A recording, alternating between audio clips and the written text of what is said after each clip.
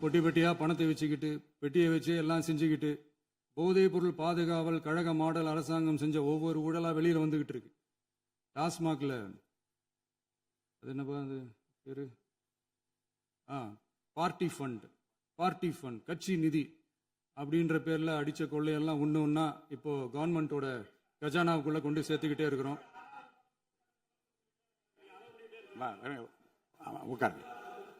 மாண்புமிகு முதல்வர்கள் பதில் உரைக்கு பிறகு முதல்வர் பதில் உரைக்கு பிறகு நேரம் தர அப்போ பேசட்டும், அவங்க பேசட்டும், அவங்கள பேச அனுமதி.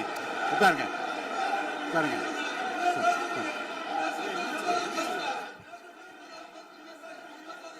மாண்புமிகு அலோவ் பண்றேன் உட்காருங்க. மாண்பு உறுப்பினர்கள் நீங்க இங்க உட்காருங்க, அமைதியா உட்காரு, நீங்க எல்லாம் உட்காருங்க. உட்காருங்க. மாண்புமிகு நீங்க எல்லாரும் உட்காருங்க. அமைதியா உட்காருங்க. இருங்க உட்காருங்க. அப்புறம் நீங்க என்ன உட்காருங்க, நான் கொடுங்க உட்காருங்க. நான் பாயிண்ட் ஆஃப் வர கொடுங்க, நான் கொடுக்குறேன்.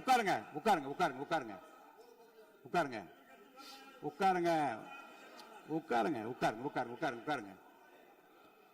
மாண்புமிகு முதல்வர் அவர்கள் கோர்வையாக நிதானமாக சொல்லிக்கொண்டே இருக்கிறார். நீங்க குறிப்பெடுத்து வைத்துக் கொள்ளுங்கள். பேசி முடித்தவுடன் நான் உங்களுக்கு அவகாசம் தருகிறேன். நீங்க ஒண்ணு சொல்லுங்க, என்ன என்பது நீங்க சொல்லுங்க. உங்க சொல்லுகிற வாய்ப்பை நான் உங்களுக்கு தருகிறேன். இப்போது மாண்புமிகு முதலமைச்சர் உங்கள் உரையை தொடரலாம்.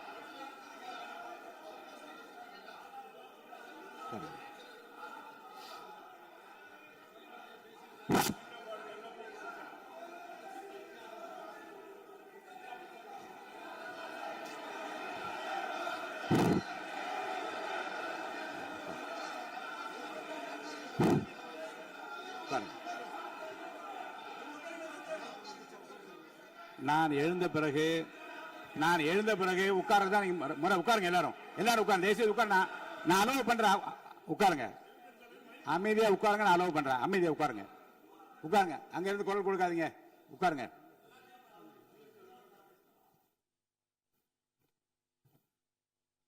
இனிமையான இந்த விவாதத்தில் இதுவரை குறுக்கீடுகள் இல்லாமல்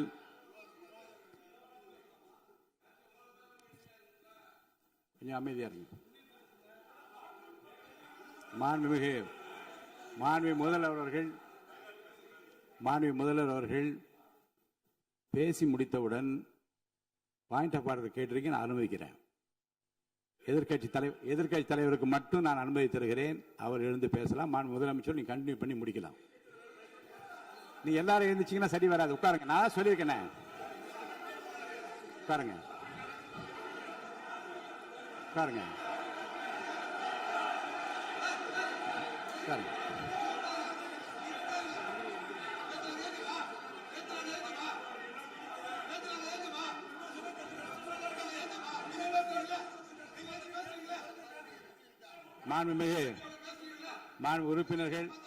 மாண்பு உறுப்பினர் அமைதி காக்க வேண்டும். நேற்று எதிர்க்கட்சி தலைவர் பேசுகிற போதும் அவர் பேசுகிற எல்லாவற்றுக்கும் நான் அனுமதி அளித்தேன். அதில் பாயிண்ட் ஆஃப் கேளுங்க. அந்த விவாதத்தில் கேளுங்க. இப்போதும் மாண்புமிகு முதலமைச்சர் அவர் பேசி முடித்த பிறகு நான் உங்களுக்கு அதுக்குரிய அவகாசத்தை தருகிறேன். நீங்க கேள்வி கேளுங்க. கேட்கிற உரிமையும் விளக்கத்தை பெற்றுக்கொள்ள உரிமை உங்களுக்கு இருக்கிறது. அதற்கு அவகாசம் நான் தருகிறேன்.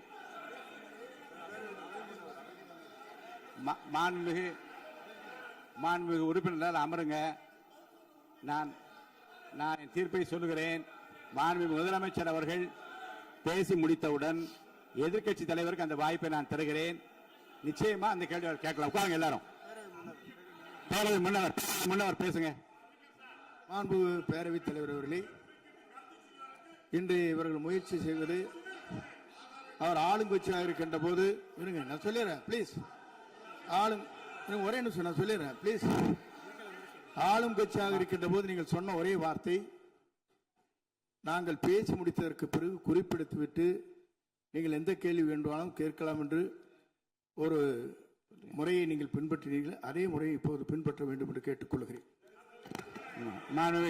பள்ளிக்கல்வித்துறை அமைச்சர், மாண்புமிகு பேரவைத் தலைவர் அவர்களே, நேற்றைய தினம் கூட எதிர்க்கட்சி தலைவர் சொன்னதை முழுமையாக கேட்டு இறுதியில் ஒரு வாய்ப்பு தந்தீங்க. அதுவும் இல்லாம இந்த நேரத்தில் நேரலையில் நீங்களும் பாக்குறீங்க. அங்கிருந்து ஏய் ஒருமையில் விழித்து இந்த பக்கம் இருக்க உறுப்பினர்களை பார்த்து ஏய் அப்படின்னு ஒருமையில் விழிப்பதை உங்கள் மூலமாக கண்டிக்கிறேன். அந்த வார்த்தையை அவை குறிப்பிலிருந்து நீக்கணும். கண்ணியம் காத்து முதல்வர் முழுமையாக பேசுவதை காத்து கண்ணியம் காத்து இந்த சபைக்கு ஒரு மரபு இருக்கிறது. அதை மூத்த உறுப்பினர்கள் பின்பற்றபடி உங்கள் மூலமாக கேட்டுக்கொள்கிறேன். மாண்புமிகு முதலமைச்சர் அவர்கள் உரையை தொடரலாம். நான் தரேன். நான் உறுதியாக மாண்புமிகு முதலமைச்சர் அவர்கள் பேசி முடித்தவுடன் எதிர்க்கட்சி தலைவருக்கு அந்த வாய்ப்பு தரப்படும் என்பதை உறுதியாக சொல்லிவிட்டேன். இடையிலே குறுக்கீடு செய்யாமல் அந்த பேச்சு முழுமையாக பேசி முடிக்க நீங்கள் அனுமதி வழங்க வேண்டும் என்று கேட்டுக்கொள்கிறேன். அமைதியா உட்காருங்க. அவங்க பேசி முடிக்கட்டும், நீங்க கேளுங்க. நான் என்ன சொல்றேன், கேட்கிற உரிமையும் விளக்கத்தை கேட்டு பெற உரிமையும் உங்களுக்கு இருக்கிறது. ஆனா இடையிலே குறுக்கீடு செய்யாமல் அதை முடிக்கும்படி நான் கேட்டுக்கொள்கிறேன். மாண்புமிகு முதலமைச்சர் அவர்கள் தொடர்ந்து நீங்க பேசலாம்.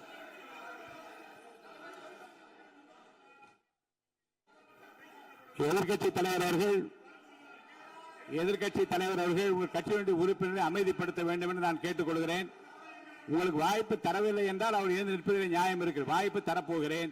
மாண்புமிகு முதலமைச்சர் அவர்கள் பேசி முடித்தவுடன் உங்களுக்கு வாய்ப்பு தரப்படும். அது வரைக்கும் உங்களுடைய உறுப்பினரை அமைதி காக்க நீங்கள் தான் பார்த்துக் கொள்ள வேண்டும். மாண்புமிகு அவை முன்னவர். மாண்புமிகு பேரவைத் தலைவர் அவர்களே, அவர் அப்போது சொன்னது வேறு, இப்போது நடந்து கொள்கிற முறைகள் வேறாக இருக்கிறது.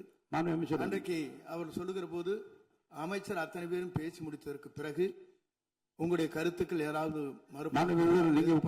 தெரிவிக்கலாம். இப்போது பின்பற்றினால் நன்றாக இருக்கும். நீங்கள் அதற்காகத்தான் சொன்னீர்கள். முதலமைச்சர் பேசியதற்கு பிறகு எதிர்க்கட்சி தலைவர் அவர்கள் பேசுவதற்கு வாய்ப்பளிக்கிறோம் என்று சொல்லியிருக்கிறார்கள். ஆகவேதான் அந்த வாய்ப்பை நீங்கள் இல்ல அது பதில் சொல்லணும்னு கேட்டிருக்காங்க. பதில் சொல்லணும் சொல்லியிருக்காங்க. பதில் சொல்லினா தங்க பிரச்சனை இல்ல. அப்படி இல்ல. ஆகவே இல்ல நேற்றைய தினம் நீங்கள் அப்படி பேசிக் கொண்டது ஆறாவது இல்ல. நேற்றைய தினம் நீங்கள் பேசுகிற போது ஆறாவது குறுக்கிட்டார்களா?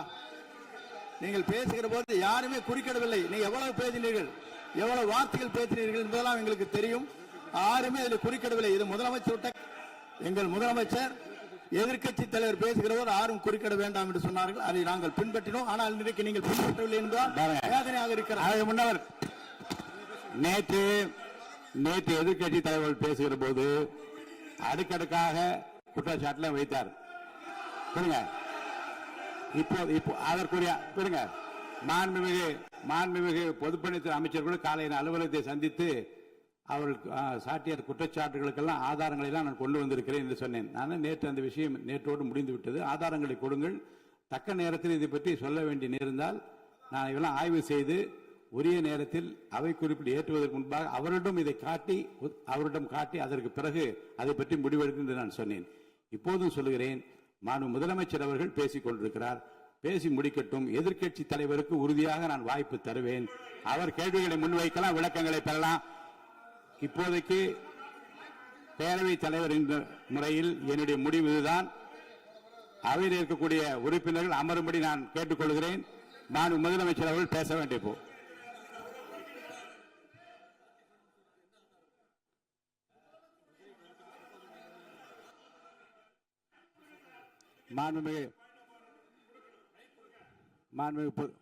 இருங்க. அதை முன்னவர் பேரவைத் தலைவர் அவர்களே, நேற்றைய தினம் நீங்கள் முழுமையாக பேசினீர்கள். உங்கள் பேச்சுக்கள் எப்படி இருந்தது என்பதும் நாடறியும். இருந்தாலும் கூட நாங்கள் அமைதியாக இருந்தோம். இல்ல நீங்க இருங்க. ஒவ்வொரு வார்த்தைக்கு இருங்க. நீங்க மின்வெட்டையில நீங்க சொன்னீங்க. உங்களுடைய முன்னாள் அமைச்சர் ஆற்காடு வீராசாமி இருக்கிற போது மின்வெட்டால் தான் நாங்கள் ஆட்சியே மாறியது என்றெல்லாம் சொன்ன கதையெல்லாம் இருக்கு. அதெல்லாம் சொன்னோம்னாங்க. நாங்களே அமைதியா இருந்தோம். அதுக்கு அங்கே தயவு செய்து எதிர்க்கட்சி தலைவருக்கு வாய்ப்பளிக்கிறார்கள். அந்த வாய்ப்பை நீங்கள் அவர் முதலமைச்சர் பேசியதற்கு பிறகு பேசினால் அழகாக இருக்கும். அதை முன்ன பள்ளிக்கல்வித்துறை அமைச்சர். மாண்புமிகு பேரவைத் தலைவர் அவர்களே, அவர் ஒரே ஒரு வார்த்தையை தான் சொன்னார். பார்ட்டி ஃபண்ட் என்ற வார்த்தையை கேட்டு எதிர்க்கட்சி நண்பர்கள் கோபப்படுகிறார்கள். ஆனால் அதன் மீது உங்களுக்கு பாயிண்ட் ஆஃப் ஆர்டர் தருவதாகவும் நீங்கள் வந்து சட்டப்பேரவை தலைவர் சொல்கிறீர்கள். நேற்றைய தினம் இதே போல வெற்றி தலைவர் அவர்களினுடைய வழிகாட்டில் வளர்ந்த நாங்கள் சகிப்புத்தன்மையோடு அவர்கள் பல வார்த்தைகள் சொன்னார்கள். புதிதாக சோஃபா மாடல் என்றார்கள், குதிரை பேரம் என்றார்கள், எத்தனையோ வார்த்தைகள் சொன்னபோது சகிப்புத்தன்மையோடு அதை கேட்டு பொறுமையாக இருந்தோம். இவர்கள் குதிரை பேரம் எல்லாம் அவைக்குள் நீக்கப்பட்டு விட்டது. சரி, சோஃபா மாடல் என்று சொன்னார்கள். ஆதாரம் கேட்டு இப்படி எழுந்து நாங்கள் கொந்தளிக்காமல் ஒரு சட்டமன்றத்தில் ஒரு உறுப்பினர் எப்படி நடந்து கொள்ள வேண்டும் என்பதற்கு எடுத்துக்காட்டாக தமிழக வெற்றி கழகத்தின் உறுப்பினர்கள் நடந்து கொண்டார்கள். இப்போது மதிப்பிற்குரிய எதிர்க்கட்சி தலைவர் அவர்களே, உங்கள் ஊடாக நான் கேட்பது என்னவென்றால், அவர்களினுடைய கட்சி உறுப்பினர்களை அவர் அமைதிப்படுத்தி முதல்வர் அவர்கள் உரையை முழுமையாக கேட்டு சகிப்புத்தன்மைக்கு சட்டமன்றத்தில் இந்த பக்கம் மட்டுமல்ல அந்த பக்கமும் எடுத்துக்காட்டாக இருப்பதற்கு அவர் வழிவகை செய்ய வேண்டும் என்று உங்கள் மூலமாக கேட்டுக்கொள்கிறேன். பொதுப்பணித்துறை அமைச்சர்.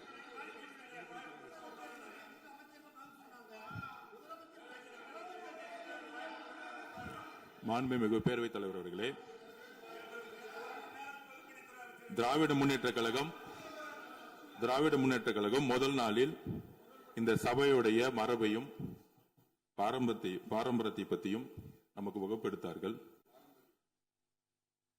அந்த மரபுப்படி எங்களுடைய தலைவருடைய வழியில் இந்த சட்டசபையுடைய நிகழ்வுகளில் நாங்கள் கலந்து கொண்டிருக்கிறோம். நேற்றைய எதிர்க்கட்சி தலைவர் பேசும்பொழுது எவ்வளவோ வார்த்தைகள் உண்மைக்கு புறம்பாக சட்டத்திற்கு எதிராக ஒரே நிமிஷம் பேசுறேன். சட்டத்திற்காக பேசும் பொழுது நாங்கள் அமைதியாக இருந்தோம். நாங்கள் அமைதியாக ஒரு 2-3 முறை தான் வந்து அவரு பேசும்போது மினிஸ்டர்கள் நின்னாங்க. ஆனா இன்னைக்கு மாண்புமிகு முதலமைச்சருடைய முதல் உரை, கடந்த 4 நாட்களாக திராவிட முன்னேற்ற கழகம் முதலமைச்சர் ஏன் பேசலன்னு சொல்லிட்டே இருந்தாங்க. இன்னைக்கு பேச ஆரம்பிச்ச உடனே அவர் சொன்ன வார்த்தை பார்ட்டி ஃபண்ட் சொன்னார். எந்த பார்ட்டின்னு சொல்ல. ஆனா அந்த வார்த்தைகள் சொல்லி முடிஞ்ச உடனே எதற்காக முதலமைச்சருடைய பேச்ச இவங்க வந்து குறுக்கிடுறாங்கன்னு தெரியல. நீங்கள் சொன்னதுபடி முதலமைச்சர் பேச வேண்டும். பேசிய பின்பு கருத்துகளுக்கு பதிலளிக்க அவர்கள் பதிலளிக்கும், நாங்களும் பதிலளிக்க தயாராக இருக்கிறது பதிவு பண்றோம். மாண்புமிகு முதலமைச்சர் அவர்கள்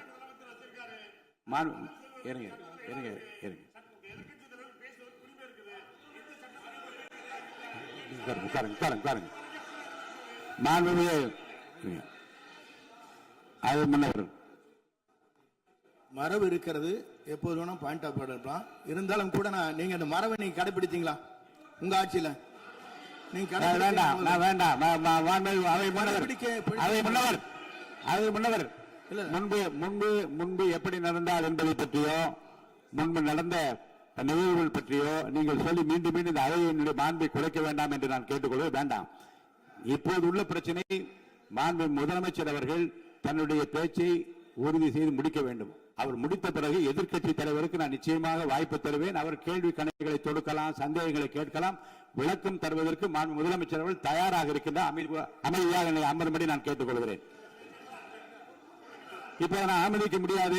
மாண்பு முதலமைச்சர் உரையை தொடரலாம்.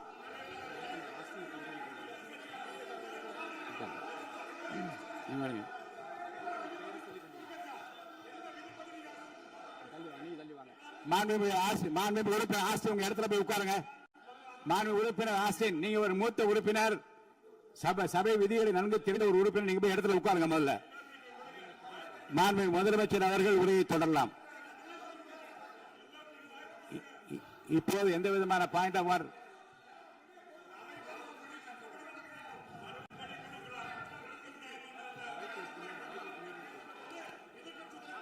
நான் வாய்ப்பு இல்லை என்று சொன்னால் நீ எழுந்து நிற்பதிலே நியாயம் இருக்கிறது. உட்காருங்க. வாய்ப்பு உறுதியாக எதிர்க்கட்சி தலைவருக்கு பாயிண்ட் ஆஃப் ஆர்டர் மட்டுமல்ல, உட்கார்ந்து அவர் பேசிய பேச்சுக்களை என்னென்ன இருங்க, என்ன உங்களுக்கு சந்தேகம் இருக்கிறதோ, வினாக்கள் இருக்கிறதோ அதை நீங்க கேட்கலாம். அவர் பதில் சொல்வதற்கு தயாராக இருக்கிறார். பேசி முடிக்கின்ற வரை அமைதி காக்கும்படி உங்களை நான் கேட்டுக்கொள்கிறேன். மாண்புமிகு எதிர்க்கட்சி தலைவர் முழு ஒத்துழைப்பை நீங்கள் தர வேண்டும் என்று நான் எதிர்பார்க்கிறேன்.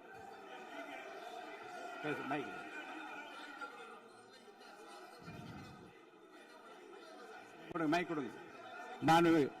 மாண்புமிகு எதிர்க்கட்சி தலைவர். பேரவைத் தலைவர் அவர்களே, நீங்க உட்காருங்க. நேற்று நான் பேசும்போது சில அமைச்சர்கள் குறுக்கிட்டு பேசினாங்க, அதற்கு நீங்க அனுமதி கொடுத்தீங்க.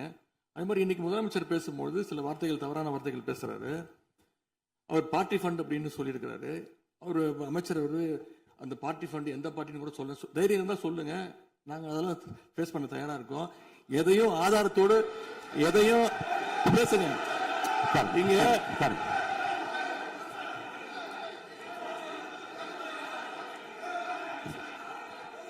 அது மாதிரி பேரவைத் தலைவர் அவர்களே, நேற்று நான் பேசி முடிஞ்சோடனே நீங்க அவை முடிஞ்சிருச்சுன்னு சொல்லிட்டீங்க.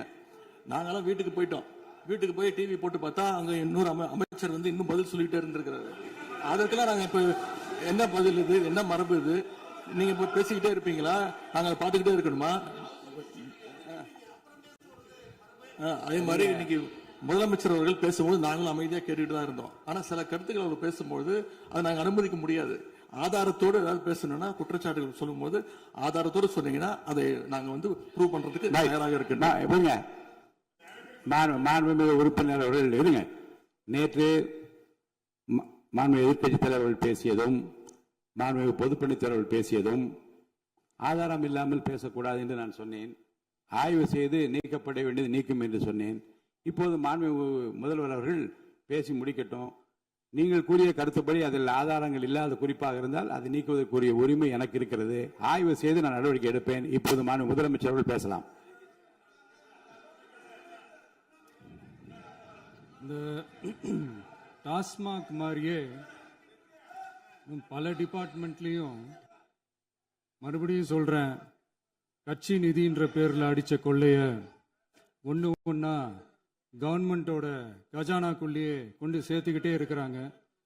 இப்பவும் சொல்றேன், மக்கள் பணத்திலிருந்து ஒரு பைசா கூட தொடமாட்டோம், தொடவும் விடமாட்டோம், தொட்டா விடமாட்டோம். இதுக்கு முன்னாடி தொட்டவங்களையும் விடமாட்டோம்.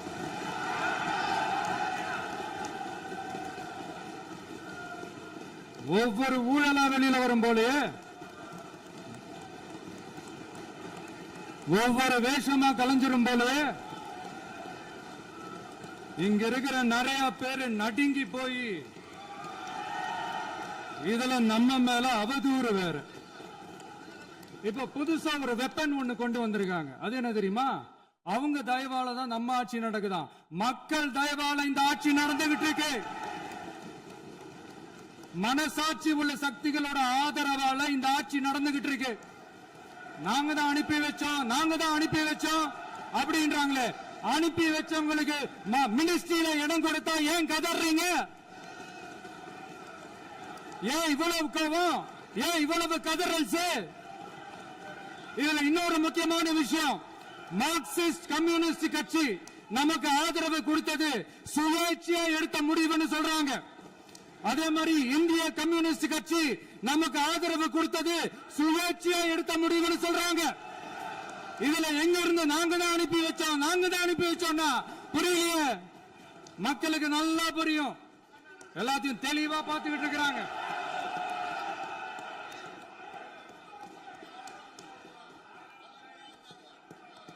முதலமைச்சர் கண்டினியூ பண்ணலாம். மாண்புமிகு முதலமைச்சர்.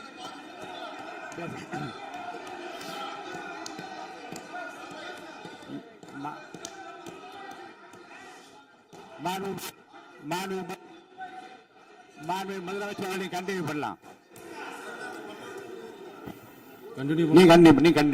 நீங்க கண்டினியூ பண்ணலாம்.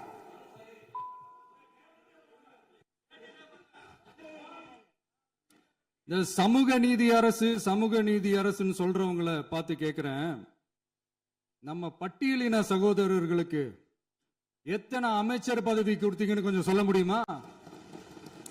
ஆனா நம்மளுடைய அரசுல 8 அமைச்சர் பதவிகள் யாருக்கு? நம்ம பட்டியலின சகோதரர்களுக்கு. எல்லாம் நம்ம அண்ணன், நம்ம தம்பி, நம்ம தங்கச்சிங்க. அண்ணல் அம்பேத்கர் அவர்களுடைய கிட்டத்தட்ட 100 ஆண்டு கால கனவு இப்ப நிறைவேறி இருக்கு. நான் ஏன் கொஞ்சம் சவுண்டா பேசுறேன் அப்படின்னா அவங்களுக்கு கேட்கணுன்றதுக்காக தப்பா எடுத்துக்காது. அதே மாதிரி பெண்களோட பாதுகாவலர் நாங்க தான் அப்படின்னு சொல்லிக்கிறவங்களை கேட்கிறேன், எத்தனை பெண்களுக்கு அமைச்சர் பதவியில இடம் கொடுத்தீங்க கொஞ்சம் சொல்ல முடியுமா? எங்க அரசுல 4 சகோதரிகளுக்கு அமைச்சர் பதவி கொடுத்திருக்கிறோம்.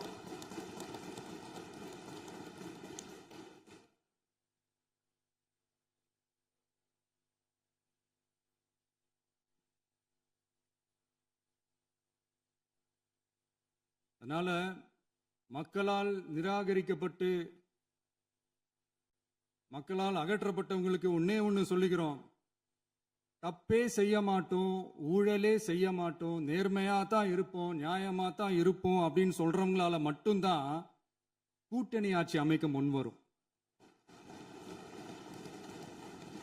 ஆட்சியிலையும் பங்கு அதிகாரத்திலையும் பங்கு கொடுக்க முன் வரும். ஊழல்லையே ஊறி போனவங்களால இந்த கூட்டணி ஆட்சியோ ஆட்சியிலையும் பங்கு அதிகாரத்திலையும் பங்கு கொடுக்க முன் வராது.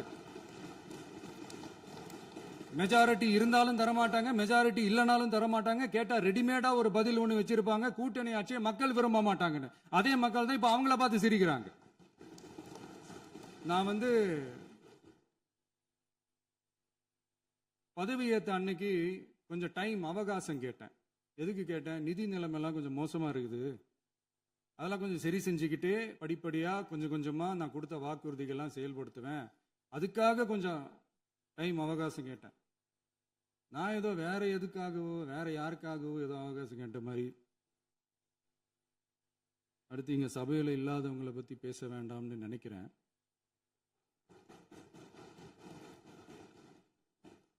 இங்க நம்மளை பத்தி அவதூறு பரப்புறதோட மட்டும் இல்லாம இப்ப நம்ம மக்கள் மேலேயும் அவதூறு பரப்ப ஆரம்பிச்சிட்டாங்க. மக்கள் நமக்கு ஓட்டு போட்டது தப்பான், குடும்பம் குடும்பமா நமக்கு ஆதரிச்சது தப்பான். இது இப்ப இல்ல, நான் சொல்றது எம்ஜிஆர் அவர்கள் காலத்திலிருந்தே. அப்பவே அவர் ஜெயிச்சப்போ அதே மக்களை தப்பு தப்பா பேசுறது. மக்கள் என்ன பண்ணிட்டாங்க, எம்ஜிஆர் என்ன பண்ணிட்டாரு, எம்ஜிஆர் என்ன இது பண்ணிட்டாரு. 50 வருஷமா ஒரே டெக்னிக்கா.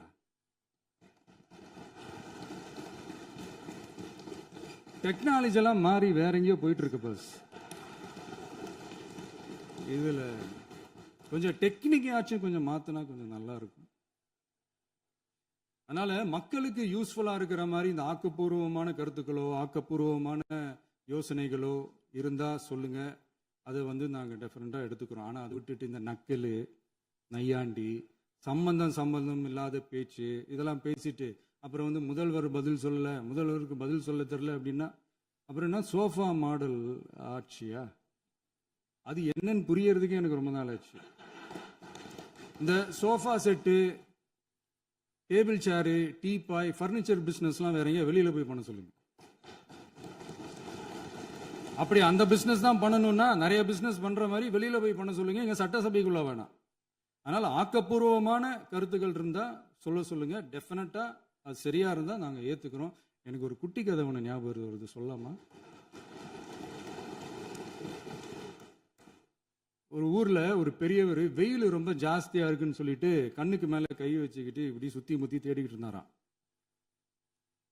அப்ப கூட இருந்த ஒரு சின்ன பையன் என்ன தேடுறீங்க அப்படின்னு கேட்டானா. அதுக்கு அந்த பெரியவர் சொன்னாரா, அது ஒண்ணு இல்ல தம்பி, உங்க அப்பா இங்கதான் இருப்பாருன்னு சொன்னாங்க, அதான் தேடிக்கிட்டு இருக்கேன், எங்க உங்க அப்பாவையா காணோம்?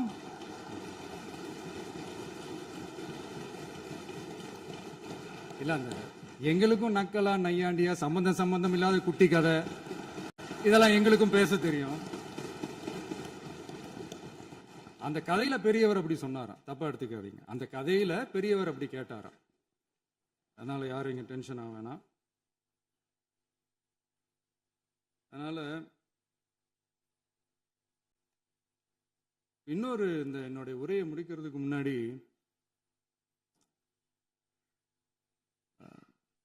போயிட்டாங்க, பேசலாமா? நிறைய உங்க கருத்துக்களை நீங்க முழுமையாக மன நிறைவோடு பேசலாம். டிவியில் பார்த்தோம். சரி, அதான் 5 நிமிஷம் பேசுனதுக்கே கொலத்தூரி இந்த ஆட்டம் அடிச்சு பேசுனா அப்புறம் என்ன பண்றது? கடைசியா நான் இந்த உரையை முடிக்கிறதுக்கு முன்னாடி ஒரு முக்கியமான ஒரு விஷயம் பத்தி சொல்லணும். ஆளுநர் உரை அன்னைக்கு இந்த தமிழ் தாய் வாழ்த்துக்கு அப்புறம் தேசிய கீதம் பாடினது தப்பு, தேசிய கீதம் 2 முறை பாடினது தப்பு. அப்படி ஒரு நிகழ்வு இதுக்கு முன்னாடி இந்த சட்டசபையில நடந்ததே கிடையாது. அந்த மரபையே மாத்திட்டீங்க. இப்படி ஒரு ஒரு பெரிய ஒரு போர் மாதிரி எதிர்கட்சியை சார்ந்தவங்கலாம் சொன்னாங்க இல்லையா? அந்த மாநில உரிமை போராளிகளை, அந்த மரபு காக்கிற உரிமை போராளிகளை ஒரே ஒரு கேள்விதான் கேட்கணும். 2021 ஆகஸ்ட் 2 ஞாபகம் இருக்கா? Centenary celebration of Tamil Nadu legislature. அந்த ஃபங்க்ஷன்ல நம்ம முன்னாள் முதலமைச்சர் கருணாநிதி அவர்களோட கலைஞர் அவர்களுடைய கலைஞர் அவர்களுடைய புகைப்படத்தை மாண்புமிகு குடியரசுத் தலைவர் திறந்து வைக்கிற ஒரு ஃபங்க்ஷன். அந்த ஃபங்க்ஷன்ல national anthem followed by Tamil Thai Vazhthu அப்படின்னு அறிவிச்சது ஞாபகம் இருக்கா? அதாவது தேசிய கீதத்துக்கு அப்புறமா 2வது முறையா, நோட் திஸ் பாயிண்ட் மாண்புமிகு பேரவைத் தலைவர் அவர்களே, ப்ளீஸ் நோட் திஸ் பாயிண்ட். தேசிய கீதத்துக்கு அப்புறம் 2வது முறையாக தமிழ் தாய் வாழ்த்து பாடப்படும் அப்படின்னு சொன்னது ஞாபகம் இருக்கா? அதுவும் முத்தமிழ் அறிஞர் அப்படின்னு சொல்ற நம்ம கலைஞர் அவர்களுடைய அந்த புகைப்படம் வெளியிட்டு விழாவில் அவர் இருந்த இதே சபையில தமிழை 2வது இடத்துக்கு தள்ளினது யாருன்னு ஞாபகம் இருக்கா? அது மட்டும் இல்ல, அந்த தேசிய கீதத்தை நாட்டுப்பண் நேஷனல் ஆந்தம்னு சொல்லி அதே ஃபங்க்ஷன்ல கடைசியா ஃபங்க்ஷன் முடியும் போது செகண்ட் டைம் தேசிய கீதம் பாடினதும் ஞாபகம் இருக்கா? இதே அவையில் தான், அது அவை குறிப்பிலும் இருக்கிறது, இதே அவையில் தான் நடைபெற்றது. இந்த தக்க நேரத்தில் இந்த ஆதாரங்களை அளித்த மாண்பு முதல் அவர்களுக்கு நன்றியை தெரிவித்துக் கொள்கிறேன். டவுட் இருந்தா இந்த புக்கை பார்த்து தெரிஞ்சுக்கலாம். அதனால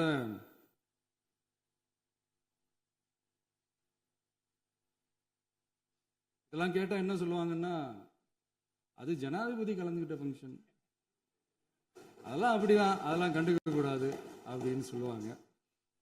இதே மாதிரிதான் பேசுறது ஒண்ணு, செய்யறது ஒண்ணு, செய்யறது ஒண்ணு, பேசுறது ஒண்ணு. இதெல்லாம் மக்கள் பார்த்துக்கிட்டு இருக்காங்க. எலெக்ஷனுக்கு முன்னாடி தான் அப்படி செஞ்சுக்கிட்டு இருந்தாங்க. இப்போ எலெக்ஷனுக்கு அப்புறம் அதே தான் செய்யறாங்க. இந்த விஜயையும் சாமானியர்களின் உண்மையான சமூக நீதி அரசையும் அவமானப்படுத்துறதுக்கு தான் அவங்களோட அந்த பொலிட்டிக்கல் சீனியாரிட்டி அது பயன்படுத்துது போல. சரி, செய்யட்டும் செய்யட்டும், நல்லா செய்யட்டும். இப்போ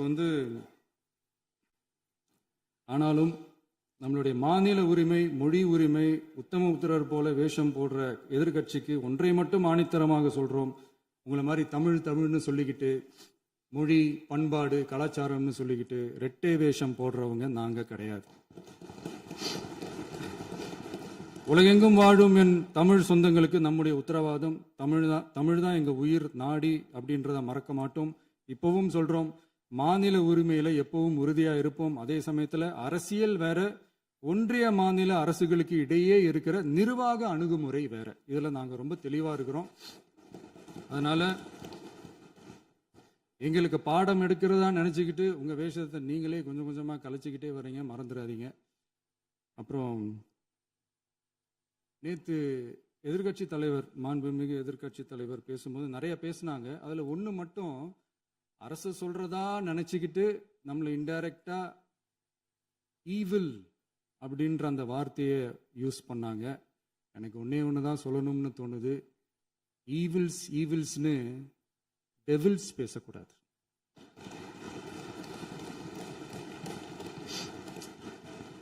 அவங்க இருந்திருந்தா ஒரு ஆக்ஷன் பண்ணணும்னு எனக்கு தோணுச்சு. எல்லாரும் போயிட்டாங்க. பர்மிஷன் பண்ணலாமா? இப்பவும் பண்ணலாம், ஒன்றும் தப்பு இல்லை.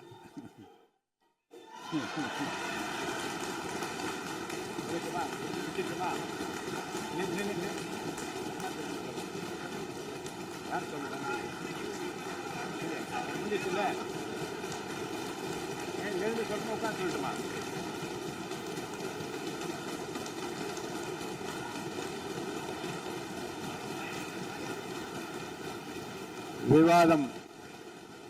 விவாதம் முடிவுற்றது.